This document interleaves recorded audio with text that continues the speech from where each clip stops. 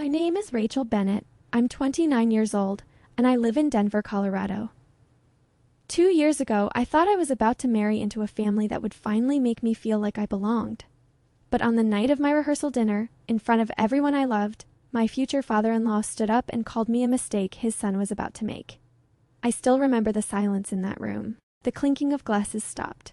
Forks froze in the air, and I sat there smiling because I didn't want to make a scene. What none of them knew, what I hadn't even told my fiancé yet, was that in less than 3 weeks, I would be sitting across from that same man, holding the one piece of paper that would change everything. This is the story of how a single dinner speech, meant to break me, ended up handing me the one thing he could never take back. 3 years earlier, none of this seemed possible. I met Daniel at a small business conference in Austin. He was warm, easy to talk to, and completely different from the finance guys I usually cross paths with. We talked for 4 hours that first night, about nothing and everything. Daniel came from money. His father, Richard Coleman, had built a mid-sized investment firm from nothing back in the 90s, and Daniel was being groomed to take over one day. I came from a much simpler background. I'd built my own small consulting company from my apartment, one client at a time, with no family safety net behind me. For the first year, none of that mattered. Daniel made me feel like an equal, not a project. He'd brag about my work to his friends. He'd say things like, "She built this from nothing. That's real skill." I believed, foolishly, that his family would see me the same way. The first time I met Richard Coleman, he shook my hand a little too firmly, looked me up and down, and asked, "So what exactly do you do again?" I explained my consulting work. He nodded slowly, the way people do when they've already decided you're not worth remembering. At family dinners, he'd casually mention the daughters of his business partners. "Did you know Victoria just made partner at her firm?" he'd say, glancing at me. "Old money, that family." Daniel would laugh it off. "That's just how Dad talks," he'd tell me privately. "He'll come around." But I had no idea how far Richard was willing to go to make sure I never felt like I belonged. As the wedding got closer, the comments got sharper. At one dinner, Richard joked that Daniel should get a prenup. Just in case things don't work out, you never really know a person's intentions.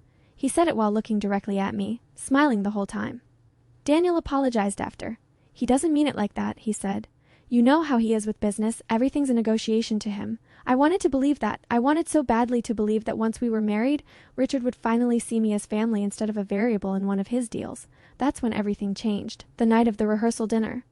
The restaurant was beautiful. String lights, soft music, 30 of our closest family and friends. Daniel stood to give his toast, and I remember feeling, for just a moment, completely happy. Then Richard stood up. He raised his glass, smiled at the room, and said, "I just want to say my son has always been generous, sometimes too generous. Some people marry for love, others marry for opportunity." He turned and looked straight at me. "I hope Rachel understands what a rare opportunity this family is." The room went quiet. A few people laughed nervously, thinking it was some kind of joke. I smiled, because what else could I do? But inside, I felt something crack. I wish I noticed the signs earlier. I wish I hadn't spent 2 years convincing myself that his coldness was just a personality quirk instead of a warning. Daniel squeezed my hand under the table and whispered, "Ignore him." But I couldn't stop replaying those words for the rest of the night. 2 days later, I found out something that changed the entire story. My consulting firm had been quietly retained through a corporate intermediary to help advise on the potential acquisition of a mid-sized investment firm that was looking for outside capital to expand. That firm was Coleman Capital, Richard's company. I hadn't known the identity of the client when I signed onto the project months earlier. Everything had gone through my business partner and a holding company name I didn't recognize. But when the paperwork finally came across my desk for final review, I saw it in black and white. Richard Coleman was looking for an outside investor group to buy a controlling stake in his own firm, to fund his retirement and Daniel's eventual takeover. And the investor group my consulting firm had been advising, they were the ones holding the leverage in that deal. I sat there staring at the document for a long time. What happened next still shocks me even now because I realized I had a choice to make. I want to be clear about something. This was never about destroying Richard or hurting Daniel, or making a scene the way he had at that dinner. This was about walking into a room with quiet confidence instead of shrinking the way I had at that rehearsal table. I spoke with my business partner and the investor group's lead negotiator. I made sure everything was done properly, ethically, and transparently. Full disclosure of my relationship with Daniel was documented immediately, and I stepped back from any direct negotiating role to avoid any conflict of interest. But I stayed close enough to the deal to know exactly how it would unfold. And I made one request, that the final signing meeting include me, in my professional capacity, representing the advisory side of the transaction. I didn't tell Daniel, not yet. I wanted Richard to find out the same way I had, in a room, in front of people, with no warning at all. Over the next 2 weeks, I prepared like I had never prepared for anything in my life. I reviewed every page of the term sheet.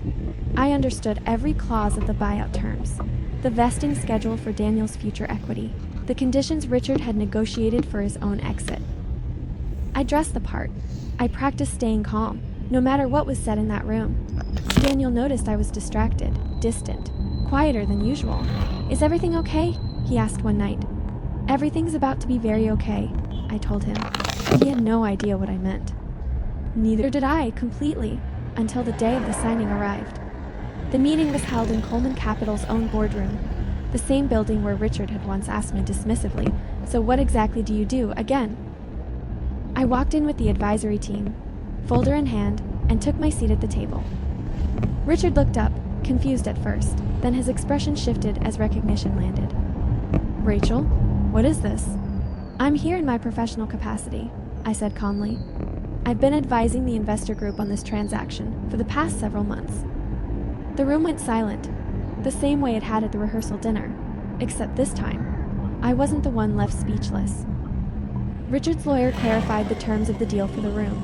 The investor group would take a majority stake in Coleman Capital, effective immediately upon signing, with Richard retaining a minority advisory role and Daniel inheriting a smaller restructured piece of the company than originally planned. Richard looked at me the entire time the papers were being finalized. I didn't gloat. I didn't smile the way he had that night at the restaurant.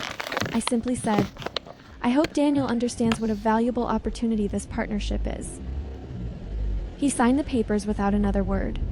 News of the ownership change moved quickly through Richard's circle. The daughters of business partners he used to compare me to were suddenly asking their fathers who the consultant was who'd helped restructure Coleman Capital. Richard's standing in those rooms shifted overnight, not because he lost his dignity, but because the story of what happened followed him into every meeting for months afterward.